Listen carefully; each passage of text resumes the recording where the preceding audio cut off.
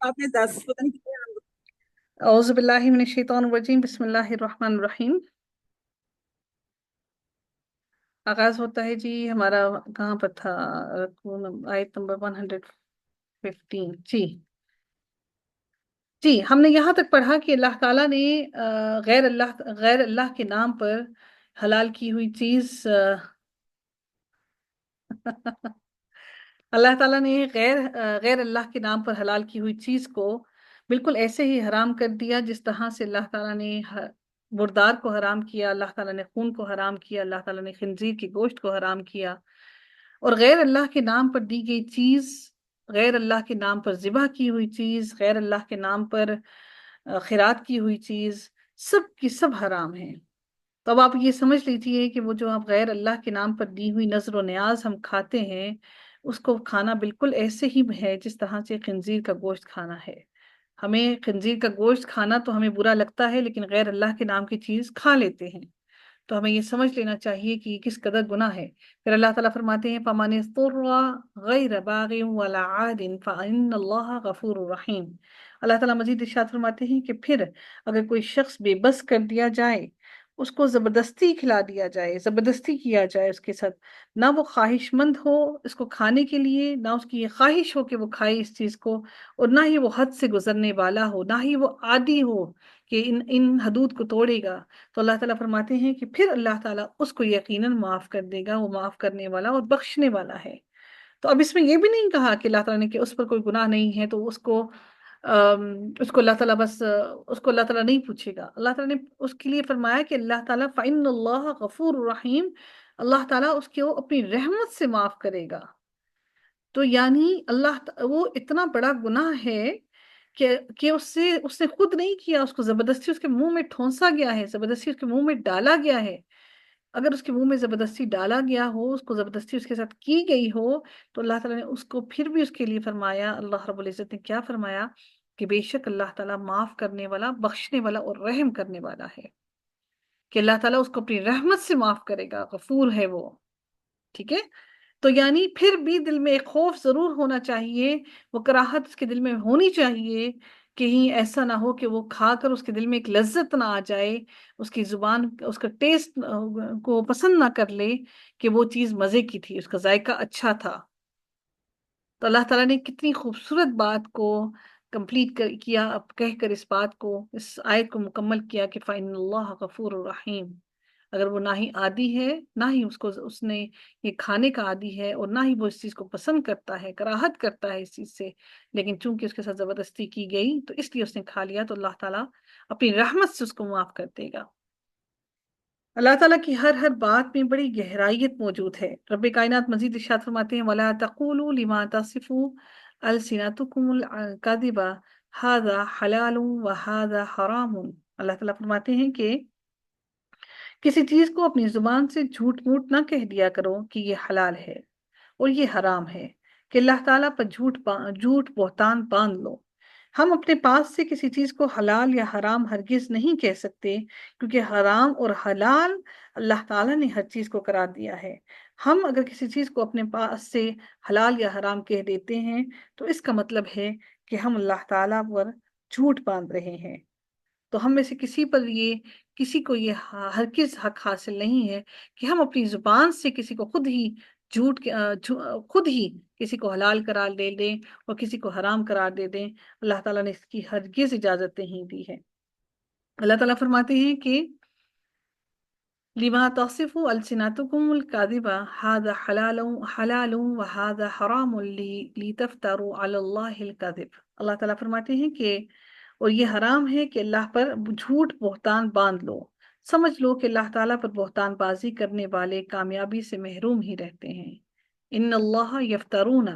بے شک وہ لوگ جو یفترون گھڑتے ہیں علی اللہ، اللہ تعالیٰ پر، الکذب جھوٹ، لا یفلحون، وہ کبھی بھی کامیاب نہیں ہوتے، ان کو اللہ تعالیٰ کبھی بھی فلاح نہیں دیتا۔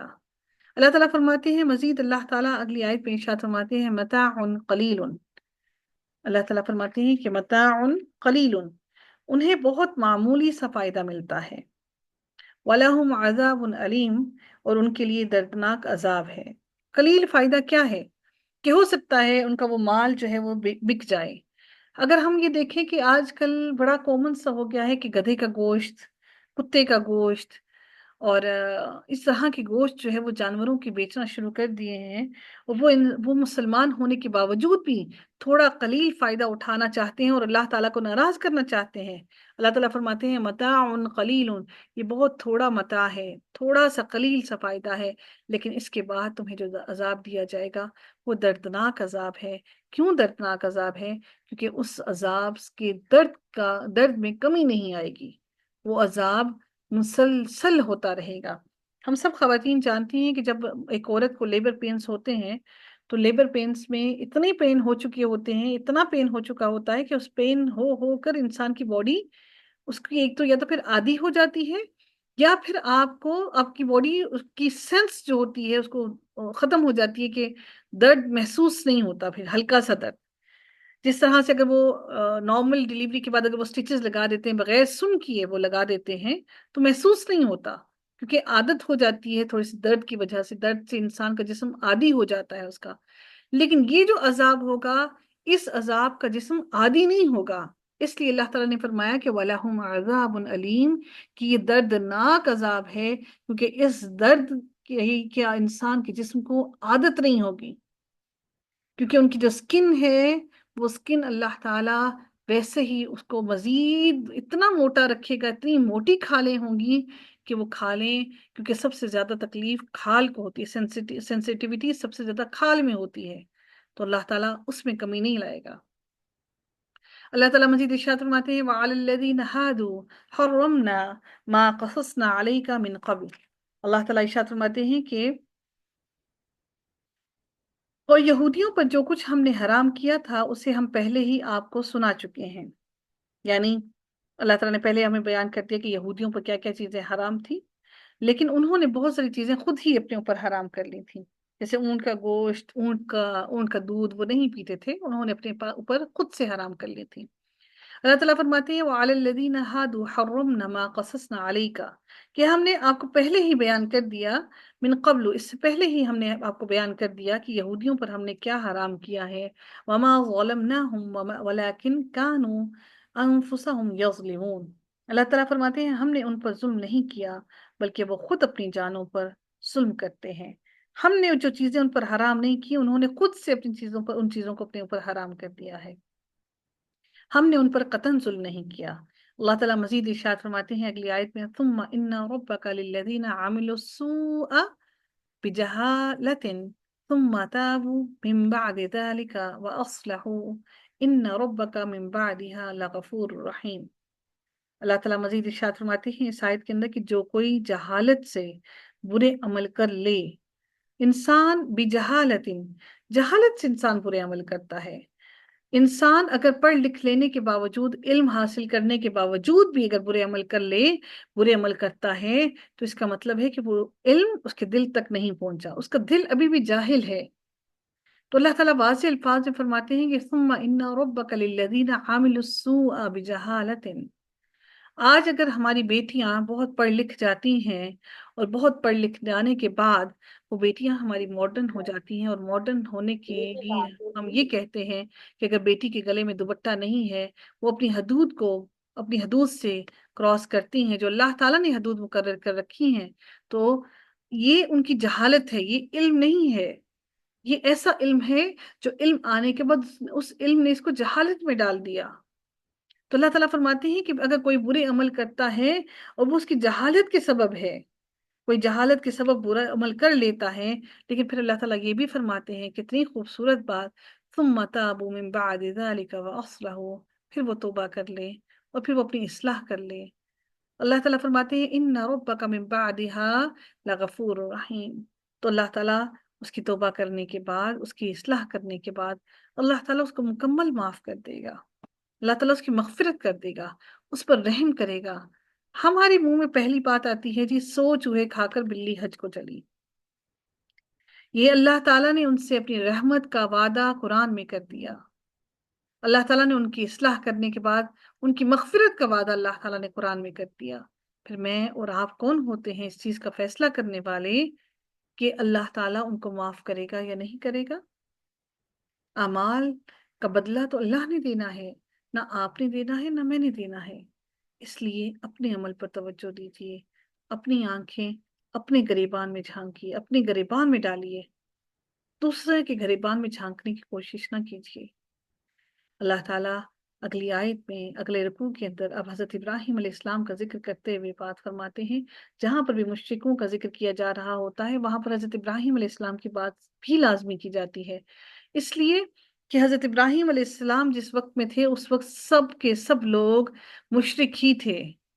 تو اللہ تعالیٰ یہ بیان کرنا چاہتے ہیں، اللہ تعالیٰ یہ بیان کرتے ہیں بار بار کہ حضرت ابراہیم علیہ السلام اتنے مشرکوں کے ہونے کے باوجود بھی اللہ تعالیٰ نے کس طرح سے ان کو ہدایت دی، اور اللہ تعالیٰ نے ان کو کس طرح سے استقامت دی، کس قدر ان کو مشکل چیزیں فیس کرنا پڑی، اس کے باوجود بھی اللہ تعالیٰ نے ان کو استقامت دی۔ اللہ تعالیٰ فرماتے ہیں ان ابراہیم کان امۃ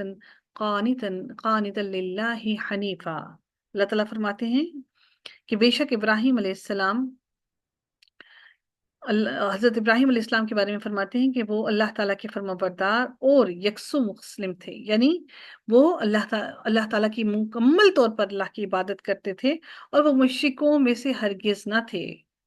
ان کا دل مکمل طور پر اللہ تعالیٰ کی طرف، اللہ تعالیٰ کی جانب تھا۔ وَلَمْ يَكُن مِّنَ الْمُشْرِكِينَ، وہ ہرگز مشرکوں میں سے نہ تھے۔ شَاكِرًا لِأَنْعُمِهِ، اللہ تعالیٰ فرماتے ہیں کہ اللہ تعالیٰ کی نعمتوں کے شکر گزار تھے۔ سب سے بڑی بات اللہ تعالیٰ نے کیا فرمایا؟ شاکرن، شاکر تھے، شکر کرنے والے اللہ تعالیٰ کی نعمتوں کے۔ ہمارے دل نہیں بھرتے، یقین جانیے دل نہیں بھرتے، ہم کہتے ہیں ہمارے پاس یہ بھی نہیں، یہ بھی نہیں، یہ بھی نہیں، یہ بھی نہیں، کیونکہ ہم ناشکرے ہیں۔ ہمارے اندر ہمیں خامیاں نظر آتی ہیں دوسروں کے اندر، اور بیوی کو شوہر کے اندر اور شوہر کو بیوی کے اندر خامیاں نظر آتی ہیں۔ ہمیں اولاد بھی دوسروں کی لگتا ہے کہ دوسرے کی اولاد شاید زیادہ اچھی ہے ہماری اولاد سے، ان کی اولاد زیادہ تمیز والی ہے ہماری اولاد سے، دوسرے کی اولاد زیادہ ادب والی ہے ہماری اولاد سے۔ ہمیں نہیں معلوم کہ ان کے اندر کے حقائق کیا ہیں۔ ہم ہر طرح سے ناشکرے ہیں، ہم میں کسی بھی چیز میں، کسی بھی معاملے کے اندر شکر گزاری نہیں اللہ تعالیٰ سے، ہم کسی معاملے میں اللہ سے شکر نہیں ادا کرتے۔ اللہ تعالیٰ فرماتے ہیں اجتباہ وہداہ الی صراط مستقیم۔ اللہ تعالیٰ فرماتے ہیں کہ اللہ تعالیٰ نے انہیں اپنا برگزیدہ، اللہ تعالیٰ نے ان کو برگزیدہ کر لیا اور انہیں راہ راست اللہ تعالیٰ نے ان کو عطا کر دی۔ اجتباہ، اللہ تعالیٰ نے ان کو کیا دی؟ وہداہ الی صراط مستقیم، اور اللہ تعالیٰ نے ان کو چن لیا۔ اجتباہ وہداہ،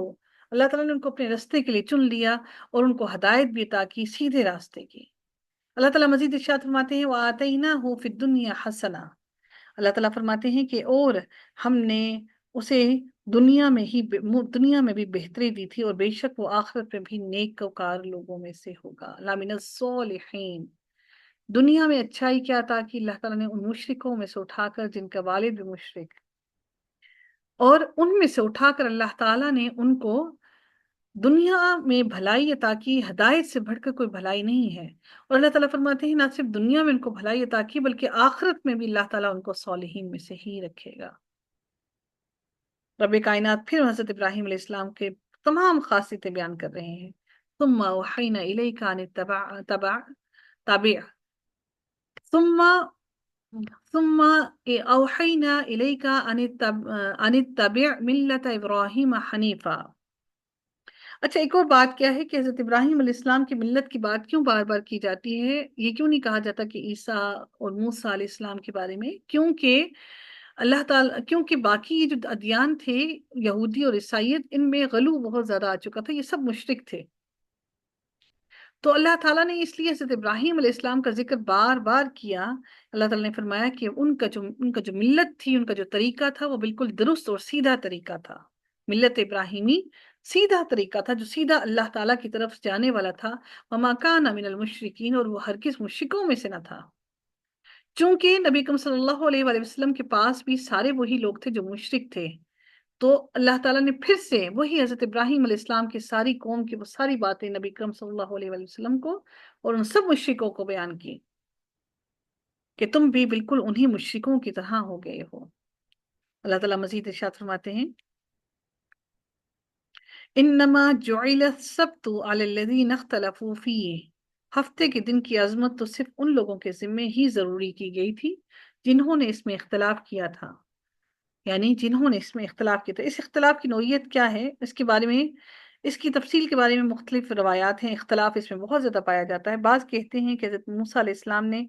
ان کے لیے جمعے کا دن مقرر فرمایا تھا، لیکن بنی اسرائیل نے ان سے اختلاف کیا اور ہفتے کا دن تعظیم اور عبادت کے لیے پسند کیا۔ اللہ تعالیٰ نے فرمایا موسیٰ انہوں نے جو دن پسند کیا ہے وہی دن ان کے لیے رہنے دو۔ بعض اس کے بارے میں کہتے ہیں کہ اللہ تعالیٰ نے انہیں حکم دیا تھا کہ تعظیم کے لیے ہفتے میں کوئی ایک دن متعین کر لو، جس کے تعین میں ان کے درمیان اختلاف ہوا۔ تو یہود نے اپنے اجتہاد کی بنیاد پر ہفتے کا دن اور عیسائیوں نے اتوار کا دن مقرر کر دیا، اور جمعہ کے دن کو اللہ تعالیٰ نے مسلمانوں کے لیے مخصوص کر دیا۔ اور بعض اس کے بارے میں کہتے ہیں کہ عیسائیوں نے اتوار کا دن یہودیوں کی مخالفت کے جذبے سے اپنے لیے مقرر کر لیا، یعنی کہ عیسائیوں نے کہا کہ ہم یہودیوں کے ساتھ نہیں ہونا چاہتے، اس لیے انہوں نے اپنے لیے اتوار کا دن مقرر کیا۔ اسی طرح عبادت کے لیے انہوں نے اپنے کو یہودیوں سے الگ رکھنے کے لیے سخرہ بیت المقدس کی شرقی جانب، یعنی کہ ان کا ایک کا مشرق کی جانب کرتے ہیں اور دوسرے مغرب کی جانب کرتے ہیں، انہوں نے اپنی قبلے کا رخ بھی تبدیل کیا۔ اور جمعے کا دن اللہ تعالیٰ کی طرف سے مسلمانوں کے لیے مقرر کیے جانے کا ذکر حدیث میں موجود ہے۔ صحیح بخاری کی باب جو ہے کتاب الجمعہ کے اندر، اس کے اندر واضح طور پر لکھا ہوا ہے کہ اللہ تعالیٰ نے مخصوص کیا جمعے کا دن مسلمانوں کے لیے۔ میں کل ایسے ہی بتا رہی تھی ان کو کہ جمعے کے دن کے صدقے کے بارے میں، کہ جمعے کا دن کا صدقہ جو ہے وہ اس میں ثواب، اجر و ثواب زیادہ ہے، تو انہوں نے مجھ سے سوال یہ کیا گیا کہ پھر ایسے ہے تو ہم بھی دن کو مقرر کر رہے ہیں، ہم بھی تو دن کو مخصوص کر رہے ہیں، لیکن اس کا مطلب ہرگز یہ نہیں ہے کہ آپ باقی دنوں میں صدقہ نہیں کر سکتے، آپ باقی دنوں میں بھی صدقہ کر سکتے ہیں، لیکن جمعے کا دن جو ہے وہ سید الایام ہے، سردار ہے دنوں کا، تو اس کی اہمیت تو ڈیفینیٹلی ہے ہی ہے، تو جمعے کے دن کی اہمیت سے ہم انکار نہیں کر سکتے۔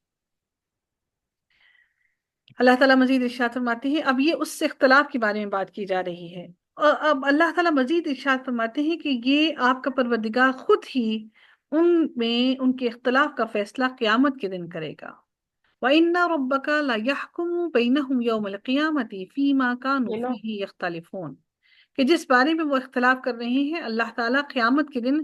خود ہی ان کے درمیان میں فیصلہ روز قیامت کر دے گا، اور یہ اختلاف ان کا روز قیامت ختم ہو جائے گا، کیونکہ اللہ تعالیٰ نے ہی فیصلے کرنے ہیں، تو یہ سارے اختلافات کے فیصلے روز قیامت ان کے درمیان ہو جائیں گے۔ اللہ تعالیٰ مزید ارشاد فرماتے ہیں، ادعو الی سبیل ربک بالحکمت والموعظۃ الحسنۃ وجادلہم باللتی ہی احسن۔ اللہ تعالیٰ فرماتے ہیں کہ اپنے رب کی راہ کی طرف لوگوں کو حکمت اور بہترین نصیحت کے ساتھ بلائیے اور ان سے بہترین طریقے سے گفتگو کیجیے۔ کتنی خوبصورت بات اللہ تعالیٰ نے کہی کہ اللہ کی راہ کی طرف بلائیے، ان کو ادعو دعوت دیجیے، الی سبیل ربک اپنے رب کے راستے کی طرف، بالحکمتی حکمت کی باتیں بیان کر کے۔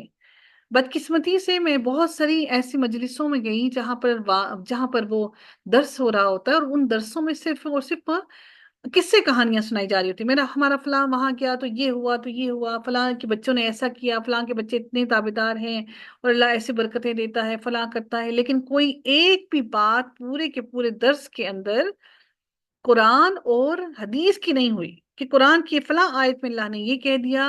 اللہ نے حدیث، نبی کریم صلی اللہ علیہ وسلم کی حدیث میں، نبی کریم صلی اللہ علیہ وسلم کی سنت سے یہ ثابت ہے۔ ہم اپنے قصے، ہم اپنی چیزوں کو آگے لا کر موٹیویشنز کرنا چاہتے ہیں۔ We are nothing to motivate others۔ ہماری ایسی حیثیت نہیں ہے کہ ہم اپنی ذات کو اگزامپل رکھ کے دوسروں کے سامنے موٹیویشن بنے۔ ہمارے لیے سب سے بہترین ذریعہ جو موٹیویشن کا ہے، ہمارے صحابہ، ہمارے نبی اور ان کی زندگیاں ہیں۔ ہمیں چاہیے کہ ہم اپنی زندگیوں کو ان کی طرف منسوب کر کے موٹیویشنز لیں، اپنی اولاد کو بھی ان سے موٹیویشنز لائیں، اور خود کو بھی، اپنے آپ کو بھی ان سے منسوب کر کے خود کو موٹیویشنز لیں۔ اللہ تعالیٰ فرماتے ہیں کہ نبی کریم صلی اللہ علیہ وسلم کو کہتے ہیں کہ لوگوں کو دعوت دیں، بلائیے، حکمت کی باتیں بتا کر، اس قرآن کی آیات بتا کر، اور ان کو نصیحت کیجیے، اور اللہ تعالیٰ فرماتے ہیں کہ ان کو بات جب کیجیے تو خوبصورت بات کیجیے، وجادلہم باللتی ہی احسن، اچھی اور خوبصورت بات کیجیے، اچھی گفتگو کیجیے۔ تو اچھی گفتگو کرنا کتنی بڑی عنایت ہے اللہ تعالیٰ کی۔ ان ربک هو اعلم بمن ضل عن سبیلہ وهو اعلم بالمہتدین، اللہ تعالیٰ فرماتے ہیں یقیناً آپ کا رب اپنی راہ سے بہکنے والوں کو بھی بخوبی جانتا ہے، اور وہ راہ یافتہ لوگوں سے بھی پوری طرح سے واقف ہے۔ وہ جانتا ہے کہ کون اس کی راہ پر ہے، اور وہ یہ بھی جانتا ہے کہ کس کا دل اللہ کی راہ سے بھٹکا ہوا ہے۔ اللہ تعالیٰ ہر چیز سے واقف ہے، وہ تو ایسا نہیں کہ وہ واقف نہیں ہے۔ وَإِنْ عَاقَبْتُمْ فَعَاقِبُوا بِمِثْلِ مَا عُوقِبْتُمْ بِهِ، اور اگر بدلہ لو بھی تو بالکل اتنا ہی جتنا صدمہ تمہیں پہنچایا گیا ہے۔ یعنی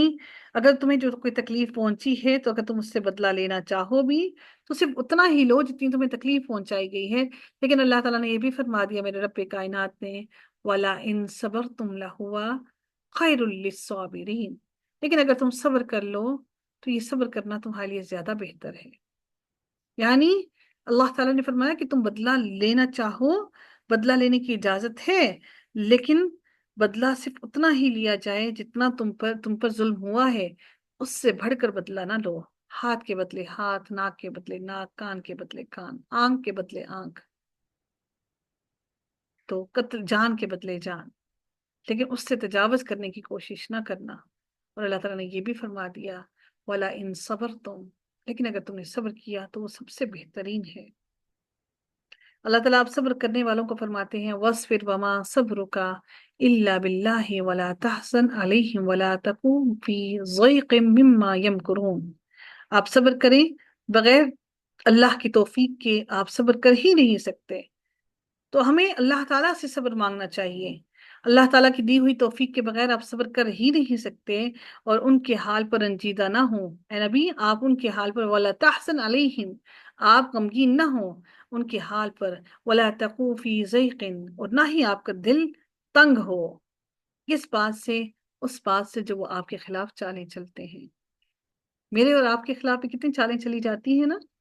ہمیں ہمیں بتایا جاتا ہے، سم ٹائم کسی نہ کسی کے منہ سے سنتے ہیں فلاں نے آپ کے لیے یہ کیا وہ کیا، فلاں نے آپ کو اس سے آپ کے لیے یہ بات کہہ دی، فلاں نے یہ بات، اور دل کتنا تنگ ہوتا ہے، ایسے لگتا ہے جیسے دل گھٹ گیا ہے، بند ہو گیا ہے۔ تو اللہ تعالیٰ سے صبر مانگیے، اللہ تعالیٰ ہم سب کے دلوں کو صبر عطا فرمائے۔ ان اللہ مع الذین اتقوا والذین هم محسنون، یقین مانو کہ اللہ تعالیٰ پرہیزگاروں اور نیک کار لوگوں کے ساتھ ہے۔ ان اللہ مع الذین، تو پھر ہم کتنے ہی خوش نصیب وہ لوگ ہیں جن کو اللہ تعالیٰ کا ساتھ نصیب ہو جائے، اللہ تعالیٰ کی مدد نصیب ہو جائے، تو ان کو مزید کسی چیز کی ضرورت نہیں ہے ہونی چاہیے، اور نہ ہی طلب ہونی چاہیے۔ اللہ تعالیٰ ہم سب کے دلوں کو صبر نصیب فرمائے، ہماری کوتاہیوں اور غلطیوں کو معاف فرمائے۔ وآخر دعوانا ان الحمد للہ رب العالمین، صلی اللہ تعالی علی خیرہ خلقہ اجمعین، برحمتک یا ارحم الراحمین۔ سبحانک اللہم وبحمدک، نشہد ان لا الہ الا انت، نستغفرک ونتوب الیک۔ السلام علیکم ورحمۃ اللہ وبرکاتہ۔ کنگریچولیشنس، یہ آج آپ لوگوں کا ماشاءاللہ 14 پارے مکمل ہو گئے۔ اللہ تعالیٰ ہم سب کے لیے آسانیاں کرے، ہم سب کو بعمل بنائے، اللہ تعالیٰ ہماری آگے کی منزلیں آسان فرمائے۔